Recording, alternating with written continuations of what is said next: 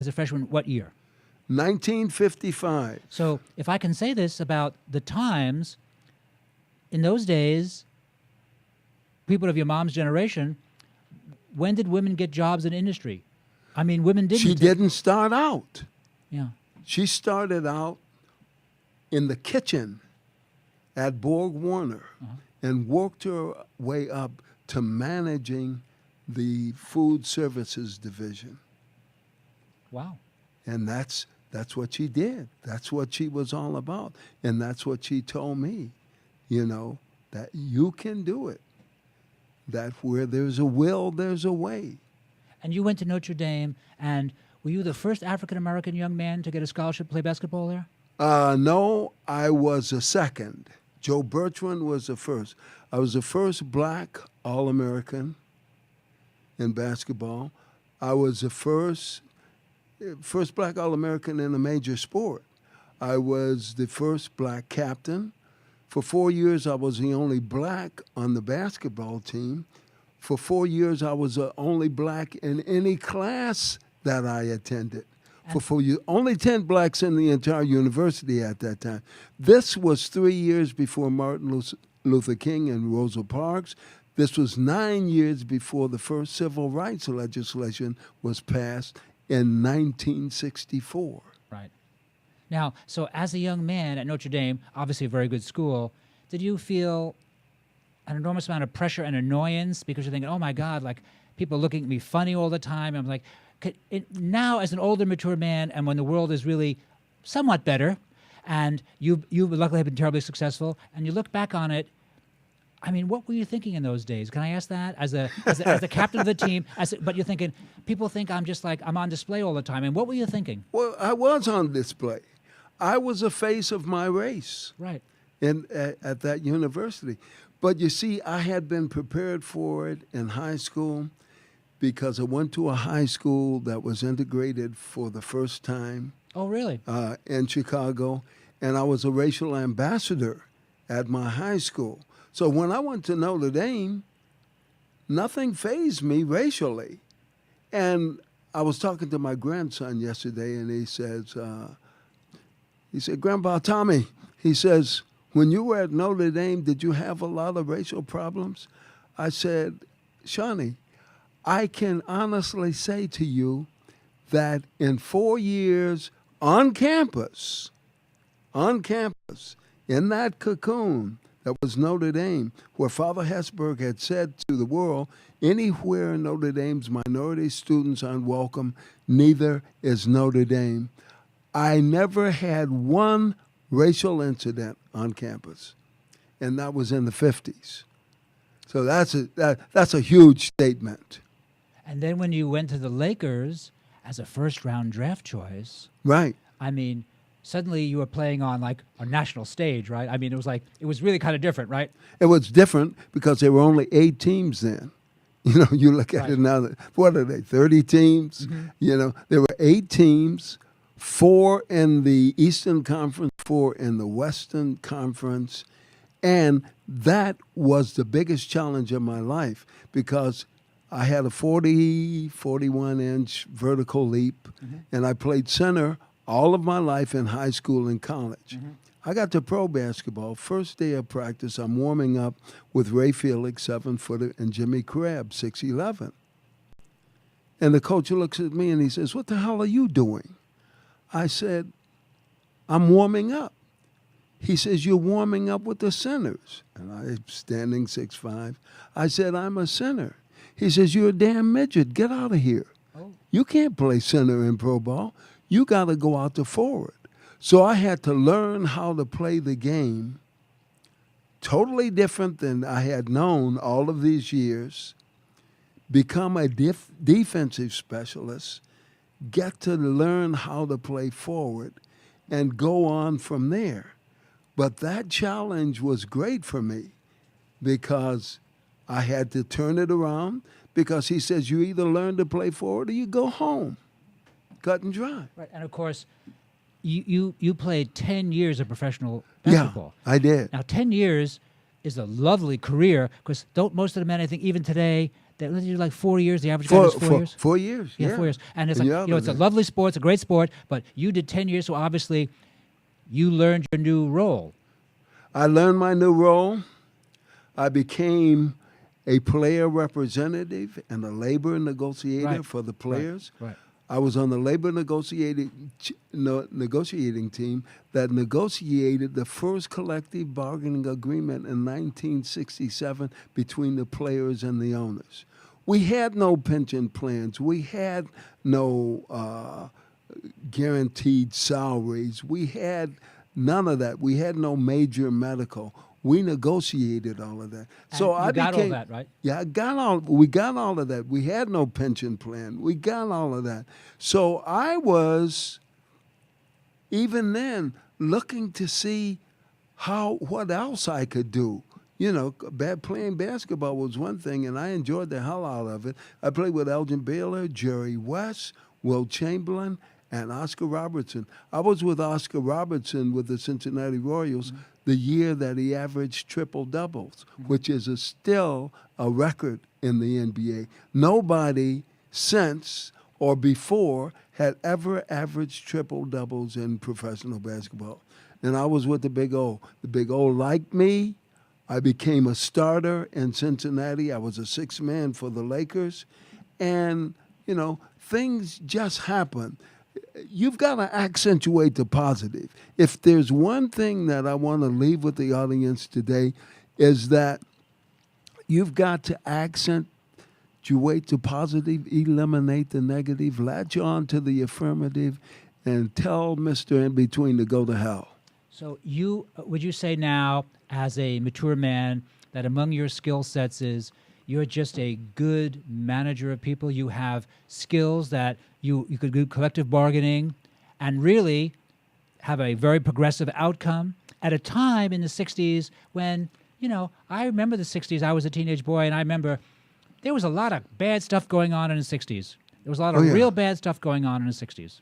Well, 60s, incredible. Freedom riders, fighting for integration and fighting discrimination. Just when I look at the 20th century, I look at the 20s and the 60s as your most turbulent decades of that particular era. You know, that everything, all kinds of changes were going on. You know, women's lib and everything. The Beatles, John Kennedy, John Coltrane, you name it, now, everything was happening. Because you were a nationally prominent sports figure, I'm assuming that anyone who you wanted to hang out with, you could hang out with them, right? Because all the other celebrities probably thought, oh, here's a guy on my level. Rahsaan Roland Kirk, obviously, I know you had a fondness for him. Oh, yeah. And Cannonball Adderley, et cetera. And, so you were welcome to all that. So you had entree into that other world. One night, I step out of Madison Square Gardens. The chauffeur runs up to me. He says, "You're Tommy Hawkins, aren't you?" I said, "Yeah." He says, "Adam Clayton Powell would like to talk to you." Adam Clayton Powell, congressman from Harlem. Yes. For many, many years, right. Yeah. Right. I said, "Yeah." I said, "And Howdy Doody wants to talk to you too." The guy says, "No, I'm not kidding." He said, "Count 5 limos down. 1, 2, 3, 4, 5. There's Adam Clayton Powell waving his hands, beckoning me to come on down." Very and nice. I'm thinking, how old are you at this point? I am about 25, right? So I'm saying, what the hell does Adam Clayton Powell want with me? So what I did was I walked down, I said, "Mr. Powell," and he says, "Tommy Hawkins," he says, "I followed your career at Notre Dame. We were at the game tonight. I'm with some friends. They're in the Knicks locker room in Madison Square Garden. I'm waiting for them to come out." And he says, "Why don't you sit in the limo with me and wait with me and we'll talk?" So I'm thinking, is this what's going on here? You know, I'm half afraid and a little bit weary of getting in the limousine. But I got in the limousine, and we're talking. And he's asking me questions about Notre Dame. What was it like being the only black there and all of those things? And I'm asking him questions because at that time he was being censored by Congress, if you remember that. And so we're talking and everything, and I see a telephone. I said, Mr. Powell, I said, do you think that I could call my mom and have you talk to her? So back in those days, the telephones in the limos, you What pick year up. is this? This is 65? This is around that. Because, Yeah. I mean, Lyndon Johnson had one, and very few people had a phone in their car. Very few. Right. Right. He did. Right. So you pick up the phone, you get an operator. You give her the number. She says, I'll call you back. She gets your party. She calls you back in the limo. He picks up the phone. And I said, Mom, this is Tommy. Outside of Madison Square Garden, and I'm sitting in a limo with Adam Clayton Powell. She said, what the hell? You're supposed to be playing basketball. I said, the game is over. Mr. Powell wants to talk to you. He talks to my mom for 10 minutes. This is in my book. Very That is nice. my next book. And he said, you've done a fine job in raising this young man and everything. And my mom, when I got the phone back, she said, oh, my God, she says, I worry about you all the time. She says, but be careful. And wherever you are, act like you belong there. I used to hang out with Duke Ellington Well, at the Four Seasons in New York. I went in the Four Seasons one night. This guy runs up to me. He says, Duke Ellington was at the game tonight. He said, having midnight crepes, would like you to join him. And that's been my life. That's been my life. that seems very, very nice. Now, I had the good fortune to have Dick Gregory on this show. Dick Gregory is a friend of mine. See, I mentioned him because now he is older than you. He's fully, 6.5 years older than you. His young brother was a track man at Notre Dame when I was there. Oh, I did not know. Yeah, Ron Gregory. Now, he also, he was the first African-American, as he likes to say it, worked flat-footed in a white nightclub. He worked at the Chicago Playboy Club with Professor Irwin Corey. Were you there? Saw it there. No kidding. Yes. Oh, my I was goodness. there. I Oh, my saw him goodness, there. No kidding. Right. And he was. Okay, let me ask a question that's this Go probably ahead. never been asked on air. How many African American men or women or men and women were in that audience to see Dick Gregory that night? Not a lot, because Dick Gregory was appealing to a mass white audience with black humor, That's right. and Now, he got away with now it. he was not asked by Hugh Hefner to modify his act in any way. Not in He any just way. gave it to them what he thought was funny stuff. Right. Oh, that's right. that's very impressive. And he did integration stuff and Right. everything. And he because got away with it, and that's he was what funny. It was happening. You see, what we as basketball players and entertainers at that time had to think about was this. Were we going to be freedom riders who wore dashikis and approach segregation that way, or were we going to wear Brooks Brothers suits and go at a collective audience as young men? And that's what we were all about. And ultimately, if I can say this, Yeah. I'm younger than you, but I was kind of like a teenage boy there, what was going on. And the men and women who decided to wear the Brooks Brothers suits accomplished a great deal. And the young men and women decided to wear the dashikis, they accomplished a lot as well. But the young men and women, like, for example, Bill Cosby, I remember as a teenage boy when his first record came out, Yeah. the Noah routine, voompa, voompa, voompa. I remember and I thought, this is just fabulous stuff. And of course, I was like a 13-year-old boy. I didn't think of him as a black guy. I just thought, this is just a funny guy. And Bill Cosby, I think, was the first African-American comedian to say, I'm not an African-American comedian. I'm a comedian. A comedian. And America embraced him. I remember when I Exactly. Spy came on TV, and I watched it, I thought to myself, oh, he and Robert Culp, they're great. He's more fun than Robert Culp. And I didn't realize it was a kind of a black-white guy. I was just too young to kind of realize what was going on behind the scenes. Only Right. now, as an older man, do I realize some of the pressures, I think. Well, you know, so many different things happening. May I tell you this story? Please. Janis Joplin. Yes. We get on a plane 7 o'clock in the morning here in Los Angeles, flying to San Francisco. Okay? You and who else? The Laker team. Oh, I see. Okay. Yeah. We're going to San Francisco to play the Golden State Warriors that night. 7 o'clock in the morning, nobody's traveling back then.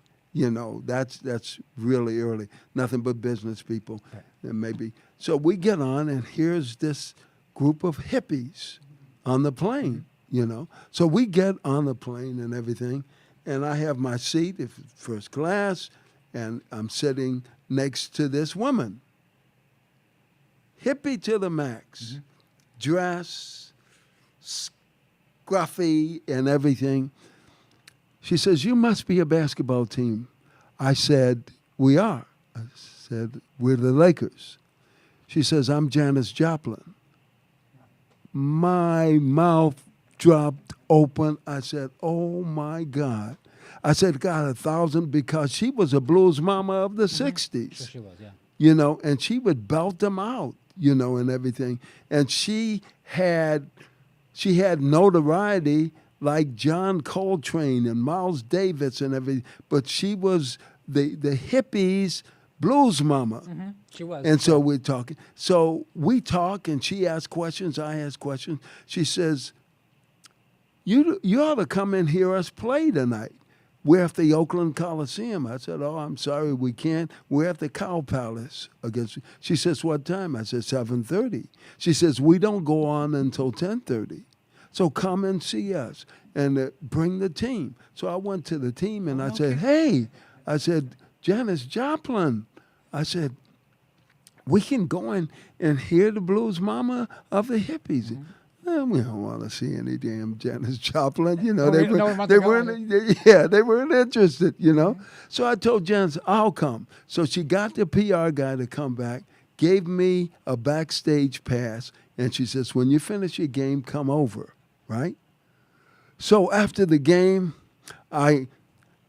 I'm against Rick Barry, you know, and I'm trying to stop Rick Barry, and I'm giving it my all because I'm going to the Oakland Coliseum to check out Janis Joplin as her personal guest, you know. Very nice. So I get in a cab, I go across the Bay Bridge and get out, get myself together. I go backstage, and I said, "Oh, my God."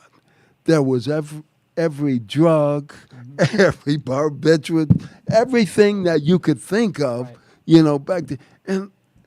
And here's a guy who loves to hang out and loves his fine wine, but never smoked a cigarette, never smoked a joint, anything in my life. So I go back there and I look, and she's out there, and they're finishing up the first half of the show, and she's sweating and everything, and but she comes up. She says, "Oh, you made it, you made it." She comes off stage, and she throws her arms around my neck, and she's holding on. And I'm thinking, "Oh, my God, she's sweating all over my Brooks Brothers suit." Right. That's very fair. Okay, yeah, very fair, yeah. Right.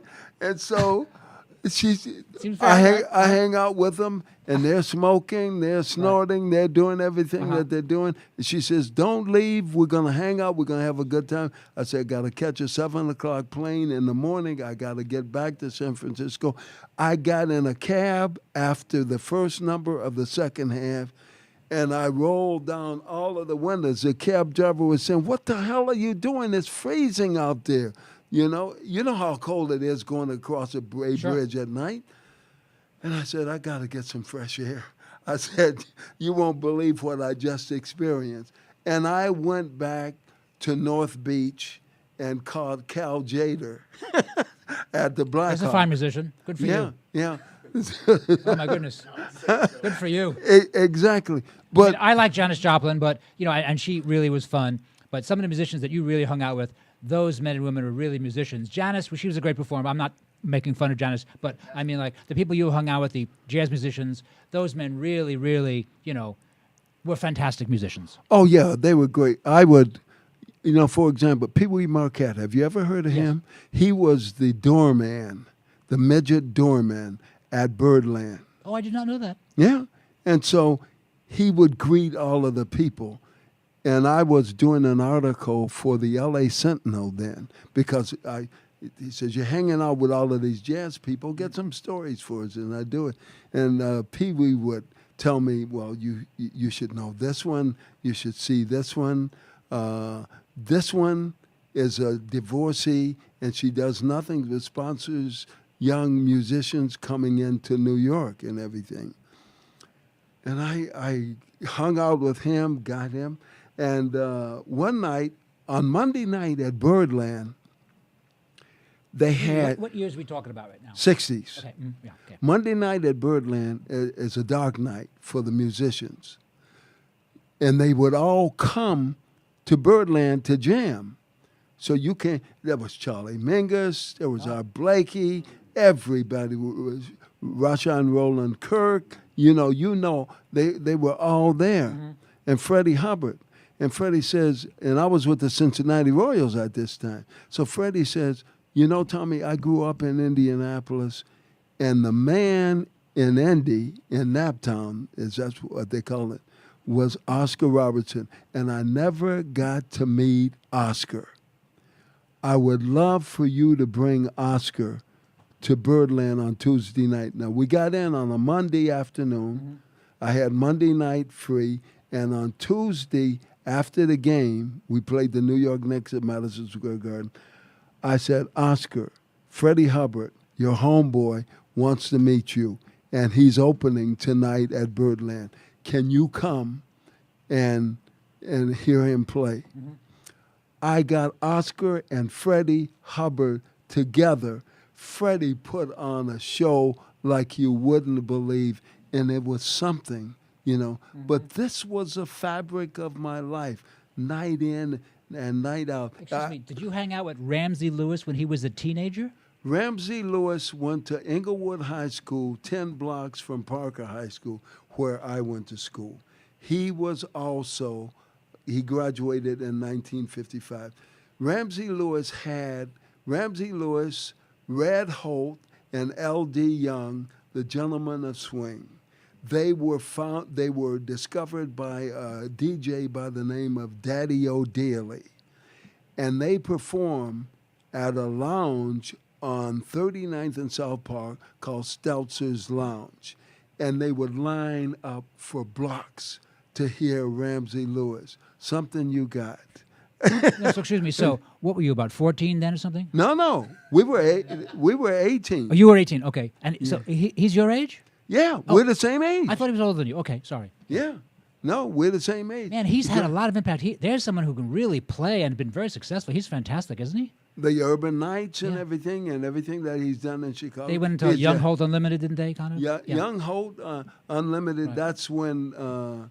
That's when Ramsey left to go and be on his own, you know. And L.D. Young, he didn't play bass. He played the cello. He's a little guy, and so he played the cello.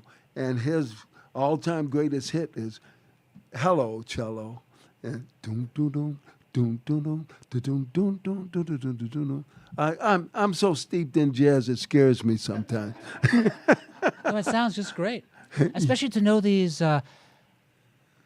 You know, for example, Ramsey Lewis when he was like an unknown, when they were unknowns, it's like it must be just really fun for them too to have friends who really knew them before they were big stars. Oh yeah, as they were coming, but once they hit the public, I mean, they were the crossover group. They were between jazz and rhythm and blues and rock. Right, they were. They certainly, absolutely were. Yeah, really was. He was very good at that. He was remarkably good at that, and he was such a wonderful musician too. Everyone just loved him. They thought, "Oh my God, this guy could really play." They were great. Right. I used to hang out with Les McCann. Oh. The Roton one of piano fun, Les McCann. And we'd hang out wherever he was. Who was his side man? Was it Eddie Harris? No. No. He did play with Eddie Harris because that's when they were, it was called Swiss something, the album they had a big hit. They had one very big song. Compared to what? Compared to what? A very, very big song. Right. And kind of a confrontational song too, actually. Yeah. Yes. Right. And Les was big all over the world. He went to Africa. You know, he played in Africa. He was huge here in Los Angeles, you know. And people love Les because he came on with sort of, well, he had a religious background. So he mixed religion, jazz, and pop. And he did the truth, the shout, and all of that stuff. You know, it was just incredible. Joe Wilson and I used to go to Tijuana to the bullfights.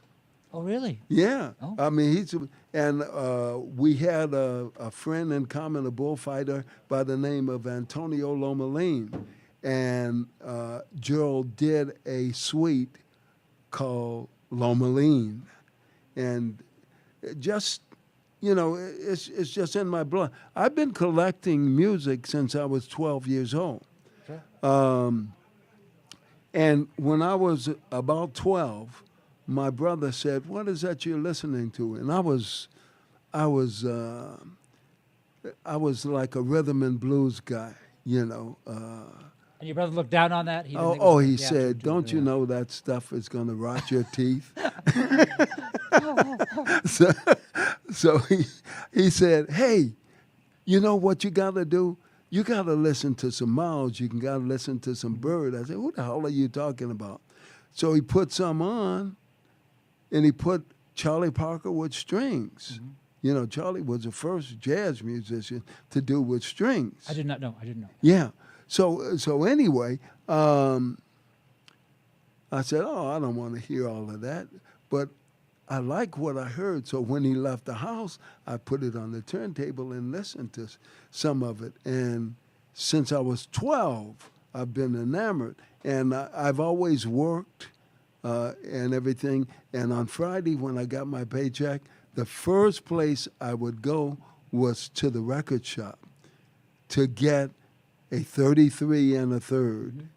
You know, you Sure. look at the Blue Note label Sure. and everything. It's just jazz is. You know, I have a bone to pick with the public because they bury the musicians and they bury their music with them.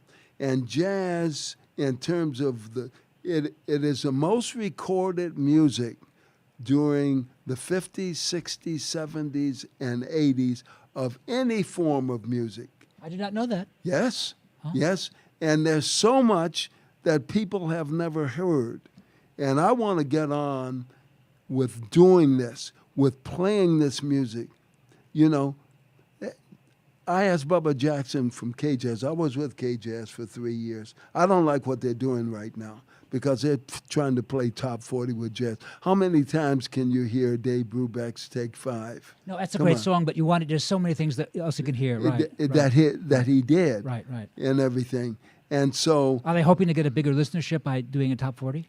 it ain't going to work. Right. You Probably can't not, do no. jazz is an American art form. It is. And if you're going to play jazz, you got to play everything from Scott Joplin to Fats Waller? I don't know. you got to play Fats Waller. You got to play Teddy Wilson. You Right. got to play Oscar Peterson. Right. You got to play Ramsey Lewis. You got to play that whole plethora of Right. things. Otherwise, don't call yourself a jazz Right. station because you're doing jazz a disservice by not playing all of this music that's been buried. Clifford Brown. And it's only because, but the listening audience is still smaller. Is that it's just not everyone is interested. They'd rather hear, I guess, rock and roll, three chords. I don't know. Well, you know, you got to make it. You got to make them interested. Right. You got to have. When I was with K-Jazz, I had one of the top-rated jazz shows in the city, and now they have someone selecting music that you play, and you come in and you push a button and play Bobby Darin. No, Right. no, Right, no. That's a disservice. You're doing a disservice to jazz. Yeah, no, I agree with you. I agree with you. So is that one of the few things that have been disappointment? Because you've accomplished so much other stuff. I'm surprised you didn't buy the station and put your own stuff on. I don't have the deep pocket. We didn't make the type of money that the guys are making today.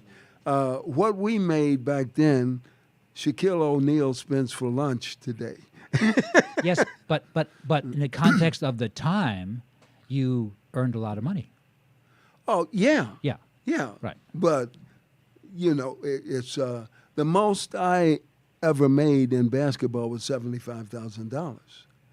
Okay? And what year was that? Can I ask? And that was my salary before going into television. I left basketball and went into television. Was that like 68, 69, that number? That was 69. Okay, so I went into television making the same amount of money that I was making in basketball. Didn't have to travel.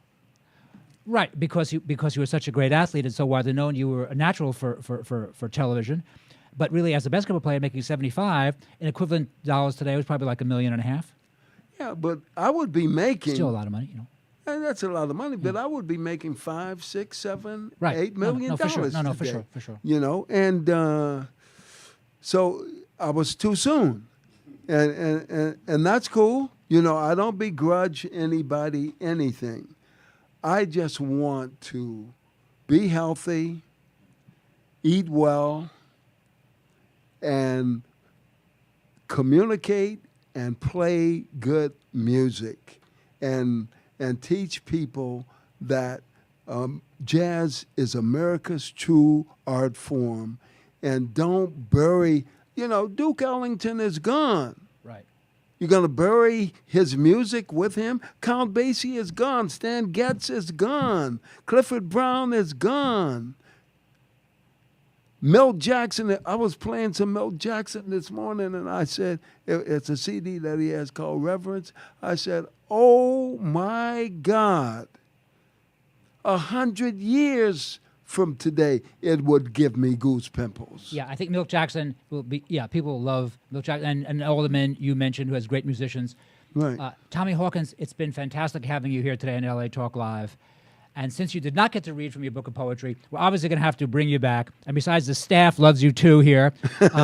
So this is Here's to Your Health on the LA Talk Live Transmedia Network. I'm your host, Josh Lane, with Tommy Hawkins. And we had a great time with Tommy. We're going to take a break, and then we're back next week. Thanks for listening. Thanks, Josh.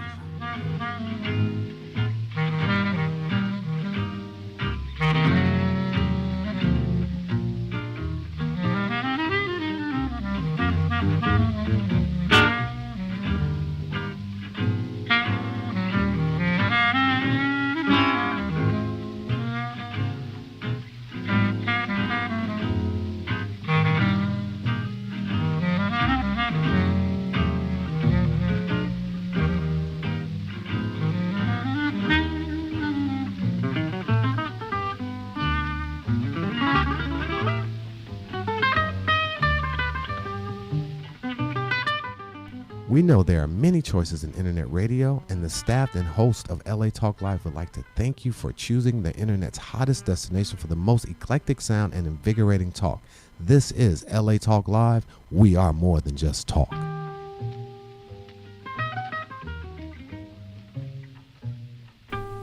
For more information about the guests and sponsors of Here's to Your Health on LA Talk Live, please call us at 818-707-0005.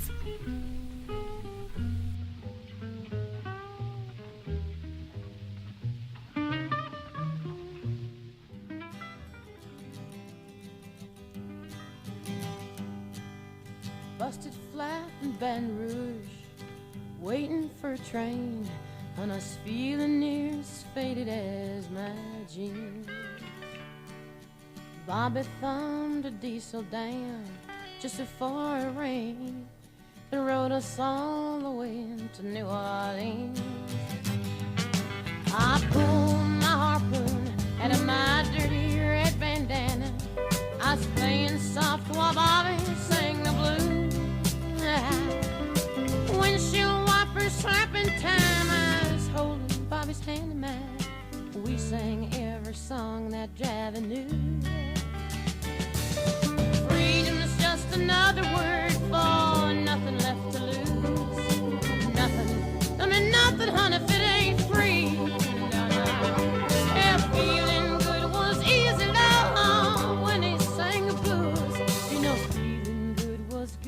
enough for me.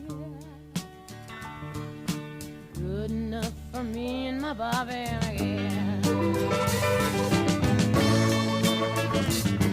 From the Kentucky coal mine to the California sun, hey, Bobby shared the secrets of my soul.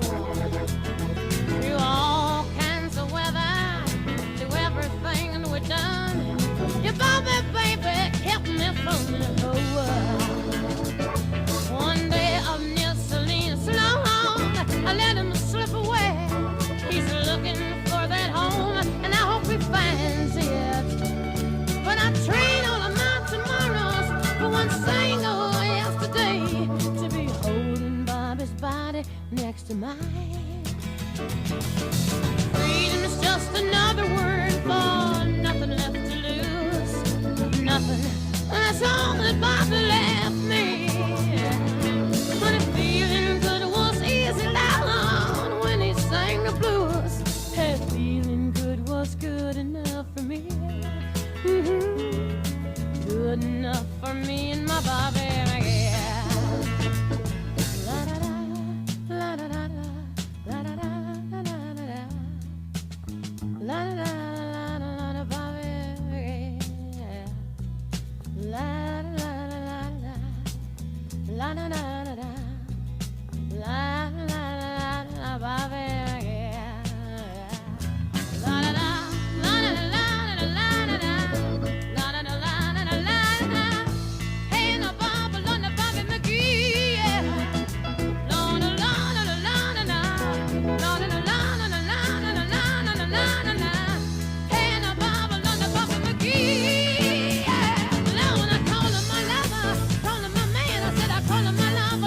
I can't, come on, and the Bible